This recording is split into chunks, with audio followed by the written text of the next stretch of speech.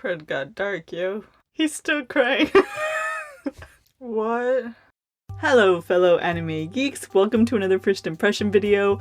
Although I ended up binging the whole thing, so even though I've tried to keep everything in vague general terms, if you normally feel spoiled by descriptions, spoiler warning. I'm talking of course about BNA, or Brand New Animal, which is a Netflix original that aired in 2020 spring through May 6th, I believe, for 12 episodes, but it just released for its US audience on June 30th.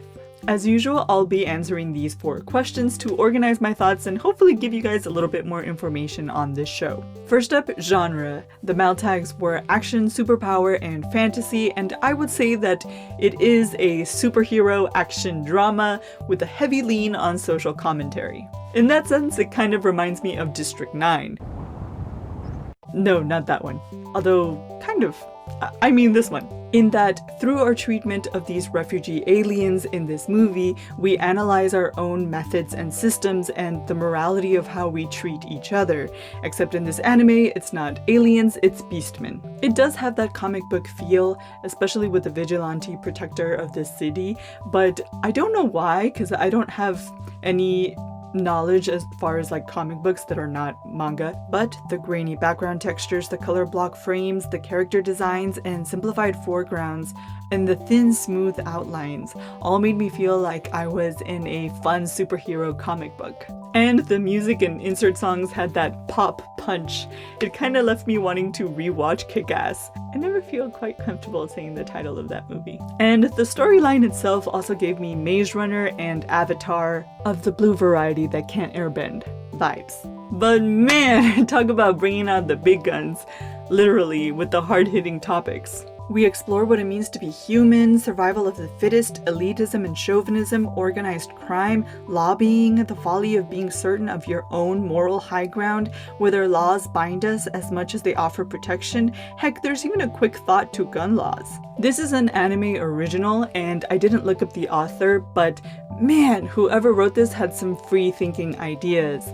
And in a sense, this is kind of the most political anime I've seen. We follow a new arrival to Anima City as she seeks safe haven from human persecution. She meets a vigilante and somehow gets involved in the never-ending threats to the peace of this city. And his and her backstories are central to the plotline, which does get resolved at the end of the 12 episodes. I'm partial to plotlines that begin in motion, and I feel like we got to see so much information on the state of this world in the first few scenes of our protagonist's journey to safety. Which brings me to the action in this. I really liked it. The fights weren't particularly gory or bloody, but they were brutal and animated well.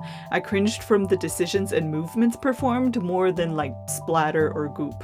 I didn't think that the animal thing was gonna feel very original because I watched Beastars and heck, even Seton Academy, but the world lore in this is better explained. There are humans and beastmen in a charged social situation. I also liked that one of the protagonists saw everything in absolutes in the beginning, so I thought it was interesting to see a character without a fully formed morality from the get-go. I do wish that the lore had been presented a little bit earlier in the storyline though, because as it was, the bulk and majority of it was just kind of dumped on you near the end, and that made the ending feel unbelievably convenient. Different parts of the solution were also presented without foreshadowing, and that made them kind of feel like Deus Ex Machina, although in this case that phrase is kind of literal, isn't it? The beginning was very well paced, the middle lost a little bit of focus, and the ending felt a little bit rushed. So in my opinion, we could have just spent a little bit less time in the middle on sports, which felt like an afterthought character trait anyway. But overall, I thought it was a lot of fun. Normally I shut down whenever I can discern the morality that an author is trying to feed me, but this story did a really good job of handling everything at the individual level and presenting a coherent story. I also really liked the action and the vigilante justice. So do I think that it's worthwhile? Yes, I think the fact that I binged it kind of speaks for itself.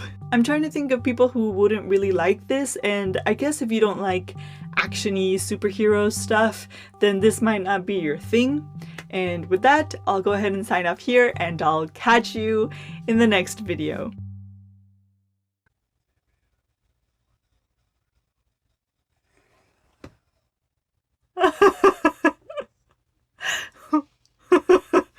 Geekko. Ooh, ooh, ooh, ooh. Oh! Oh, she saved him. Okay.